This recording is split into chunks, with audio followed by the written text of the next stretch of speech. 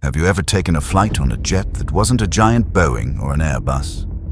A shorter trip, maybe an hour or two, on a smaller, sleeker plane with just 2 seats on each side of the aisle.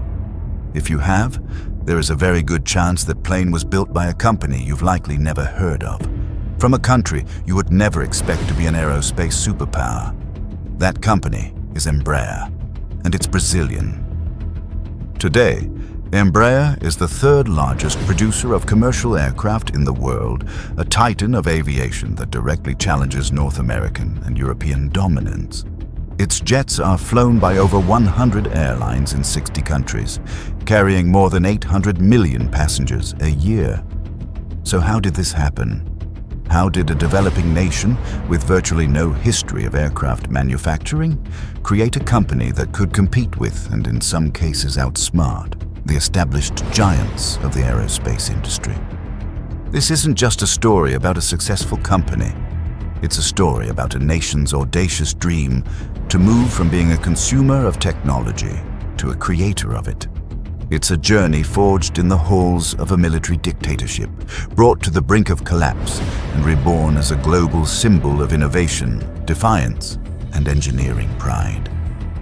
To understand Embraer, you have to go back to the Brazil of the 1960s. The country was under a military government, a regime driven by a powerful ideology of national security and development. The government's ambition was to make Brazil self-sufficient, to build a domestic industrial base that could free it from reliance on foreign powers. And they faced a uniquely Brazilian problem: geography. Brazil is a continent-sized nation, and huge parts of its interior, especially the Amazon, were almost completely disconnected from the rest of the country, with few roads and even fewer railways.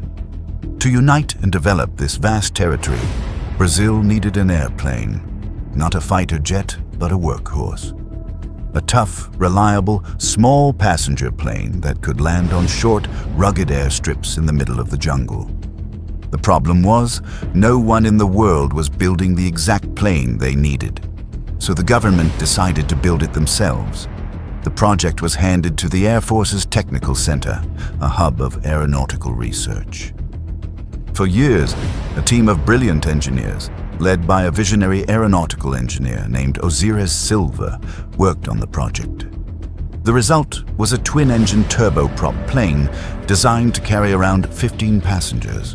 They named it the Bandeirante, after the pioneering explorers who pushed into Brazil's interior centuries before.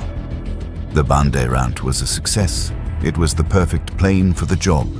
But the military government had a bigger vision. They didn't just want one plane, they wanted an entire industry. So in 1969, they created a state-owned company to mass-produce the Bandeirante and future aircraft. They called it Empresa Brasileira de Aeronáutica, or Embraer. For the next 2 decades, Embraer operated as an extension of the state. It produced planes for the Brazilian Air Force and developed a series of successful small commercial aircraft. But its existence was entirely dependent on government contracts and government money. And in the late 1980s, that money ran out.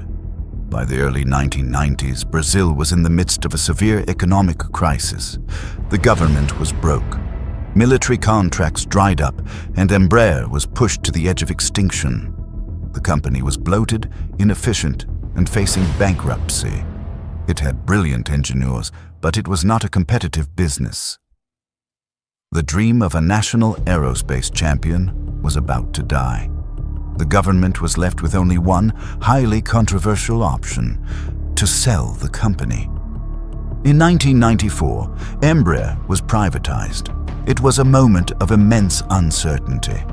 Many were skeptical that a newly private company, born from a struggling economy, could possibly survive in the cutthroat global aerospace market. But the new leadership, which included the company's original visionary, Osiris Silva, had a plan. They knew they couldn't compete with Boeing and Airbus in the market for large jets. Instead, they would focus on a smaller but rapidly growing market: regional jets. Their first major project as a private company was the ERJ family of jets, designed to carry 30 to 50 passengers. They were a hit. Airlines in the US and Europe, looking for efficient ways to connect smaller cities to their major hubs, placed hundreds of orders. The privatization gamble had paid off. Embraer was not only surviving, it was thriving, but their greatest strategic move was yet to come. By the early 2000s, the global aviation market was clearly defined. You had the giants Boeing and Airbus, who built the big single-aisle jets like the 737 and A320 with 150 seats or more. And you had regional players, including Embraer and its Canadian rival Bombardier, who built the small 50-seat jets. But Embraer's strategists identified a huge gap right in the middle of the market. They asked a simple question. What about the routes where a 50-seat jet is too small, but a 150-seat Boeing 737 is too big and inefficient to fly? Airlines were often forced to fly half-empty planes or reduce the frequency of flights on these routes. This was the middle market, a niche for planes in the 70 to 120-seat category. It was a segment that the giants Boeing and Airbus had largely ignored, focusing instead on their larger, more profitable models. Embraer decided to make this niche its kingdom. This was the Goldilocks Gambit. They designed a brand new family of aircraft, the E-jets, that were not too big and not too small. They were just right. The E-jets weren't just scaled-up regional jets. They were designed from scratch to feel like smaller mainline airliners, with wide seats, large windows, and no middle seat. They were quiet, comfortable, and incredibly fuel efficient. For airlines, they were a revelation. They could now perfectly match the size of the plane to the passenger demand on a specific route, a practice known as right sizing. This made hundreds of previously unprofitable routes viable. The E-jet family was a phenomenal success. It transformed the regional aviation industry and made Embraer the undisputed king of the middle market, with a global market share of over 60% in its segment. They hadn't tried to fight Boeing and Airbus on their home turf. Instead, they had intelligently created a new battlefield, one where they could not only compete, but dominate. It was a masterclass in strategic thinking and engineering excellence, and it put the Brazilian company on the radar of the biggest players in the industry. By 2018, Embraer was at the top of its game, a respected global leader. So much so that the biggest name in aviation came knocking. Boeing proposed a $4.2 billion deal to acquire 80% of Embraer's commercial aviation division. On the surface, it seemed like a perfect match. For Boeing, it was a chance to instantly acquire a world-class lineup of smaller jets to compete with Airbus's new A220 program. For Embraer, it was a chance to secure its future, leveraging Boeing's immense global sales and support network. The deal was approved by shareholders and the Brazilian government. It looked like the next chapter in Embraer's improbable story was about to begin as a partner to an American giant. But in April of 2020, as the world was reeling from the initial shock of the global pandemic, Boeing abruptly terminated the deal. Boeing stated that Embraer had not satisfied the necessary conditions for the merger.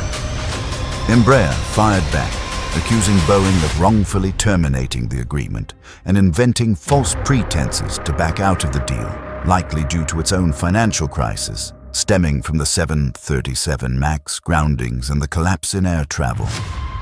The dream partnership was dead. The broken engagement left Embraer alone, jilted at the altar, and facing a global aviation market that had been decimated by the pandemic. For any other company, this could have been a fatal blow. But Embraer's story has always been one of defiance. Instead of collapsing, the company doubled down on what it does best: innovation. Left to chart its own course, Embraer has emerged from the crisis with a renewed sense of purpose and a portfolio of groundbreaking projects. Their new generation of commercial jets, the E2 Profit Hunter series are among the most fuel-efficient and quietest aircraft in their class. But the company's defiance is most visible in two other areas. First, in military aviation. Embraer developed the C-390 Millennium, a multi-mission military transport aircraft designed to compete directly with the legendary American C-130 Hercules. It's a bold move, challenging a 50-year monopoly. And it's working. The C-390 is faster, can carry more cargo, and is winning contracts from air forces around the world, including several NATO members. And second, Embraer is looking to the future.